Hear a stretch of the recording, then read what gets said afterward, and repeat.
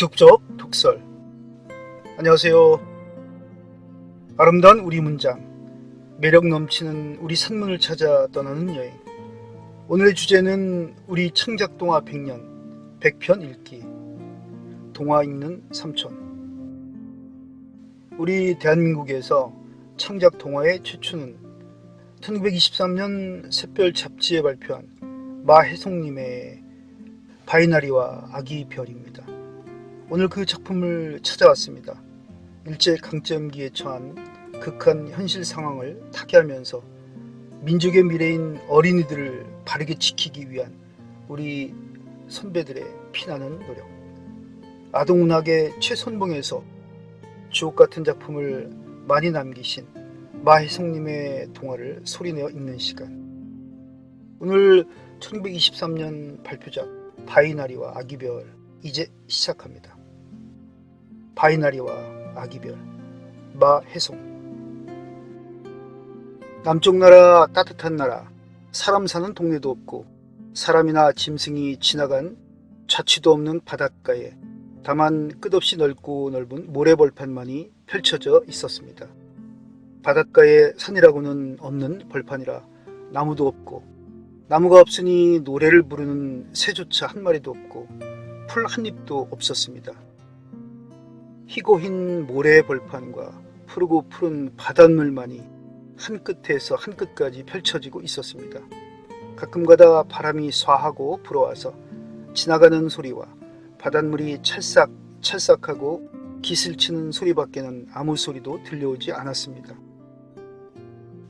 그런데 이렇게 쓸쓸하고 고요한 바닷가에 이상하고 놀라운 일이 일어났습니다. 밀물에 밀려서 바닷가에 놓여진 주먹만한 감장돌 하나를 의지하고 조그만, 그렇지만 어여쁘고 깨끗한 풀 한 잎이 뾰족이 솟아나왔습니다. 그 풀이 점점 자라 두 잎이 되고 세 잎이 되더니 가지가 뻗고 가지에는 곱고 고운 빨간 꽃이 한 송이 피어났습니다. 또 파란 꽃도 한 송이 피어났습니다.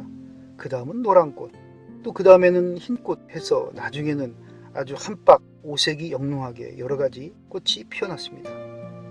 파란 바다와 흰 모래벌판 사이에 오똑하게 피어선 이 오색 꽃은 참으로 무엇하고도 비길 수 없는 아름다운 바이나리라는 꽃이었습니다. 세상에서 제일 가는 어여쁜 꽃은 그 어느 나라의 무슨 꽃일까? 먼 남쪽 바닷가 감장돌 앞에 오색꽃 피어있는 바이나리지요.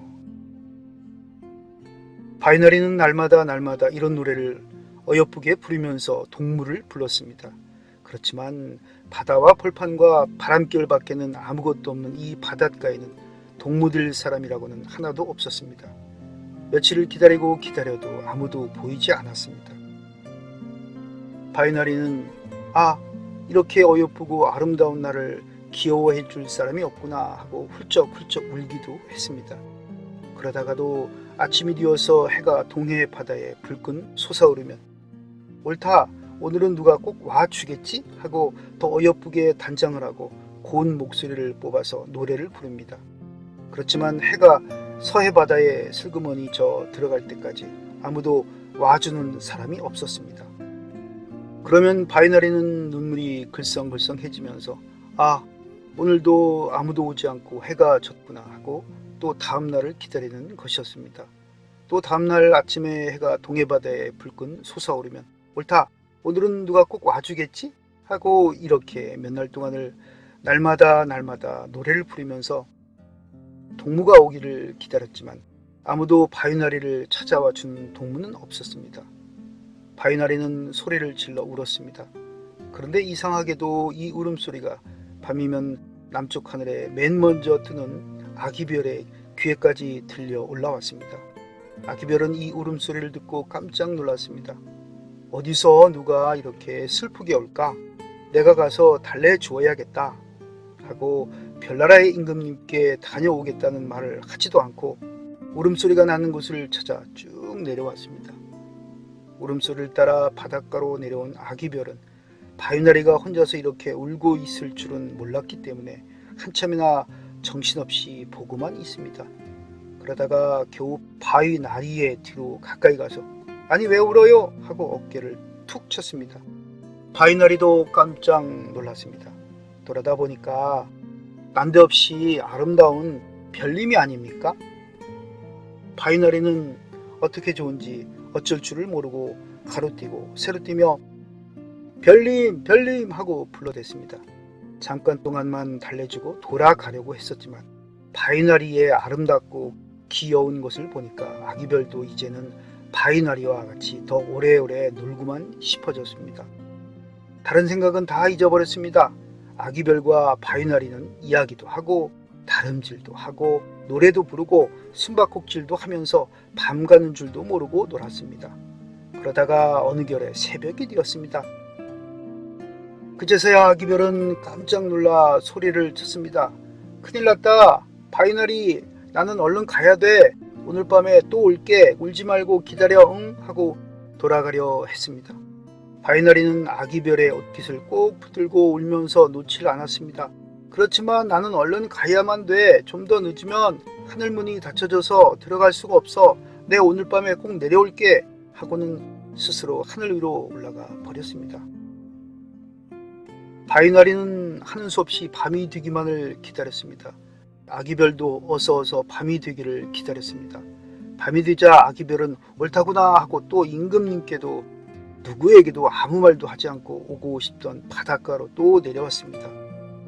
바위나리와 아기별은 이렇게 해서 밤마다 만나서 즐겁게 놀곤 했습니다.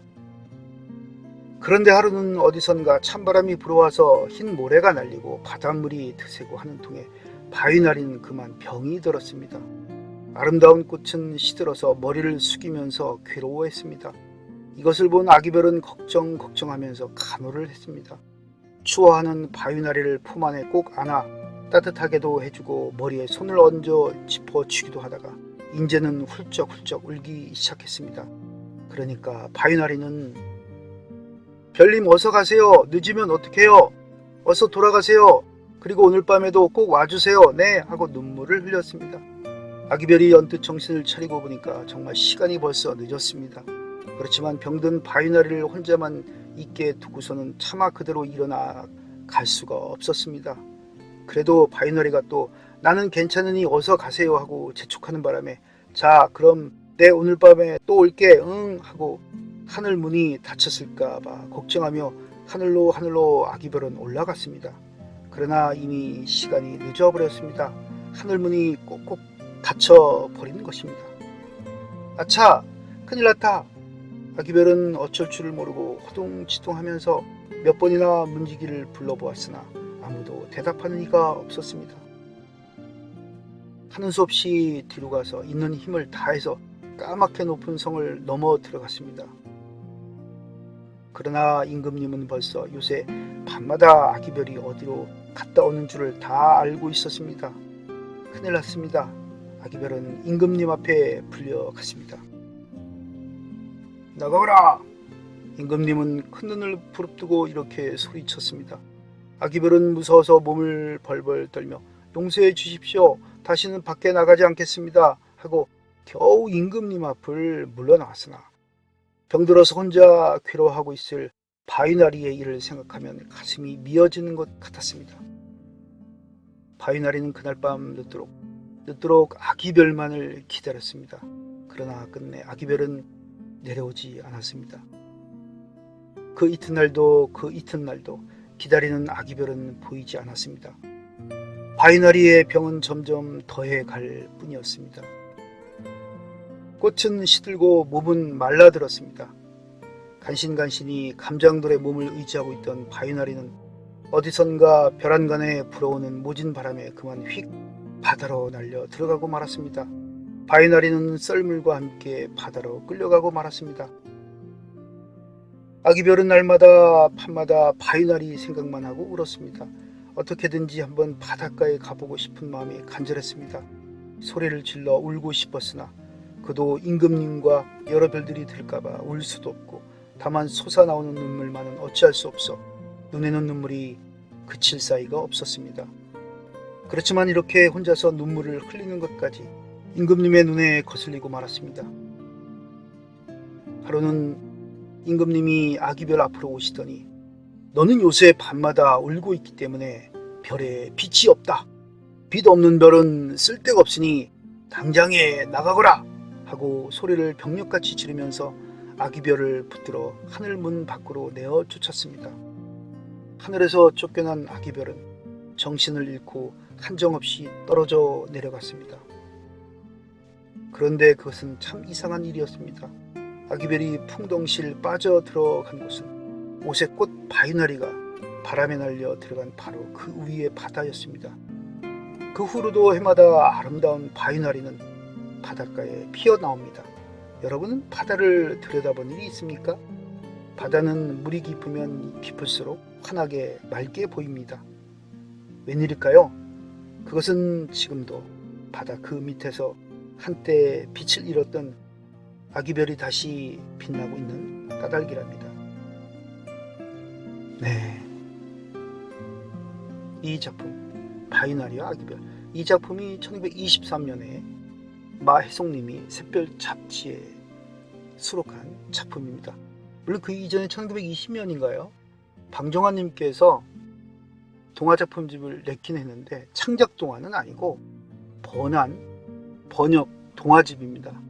굉장히 유명해요. 지금도 그 번역된 동화집은 굉장히 한국 문학사에서 유명한 작품집이 되는데, 그러나 창작물로서는 1923년 이 작품이 최초로 꼽고 있습니다.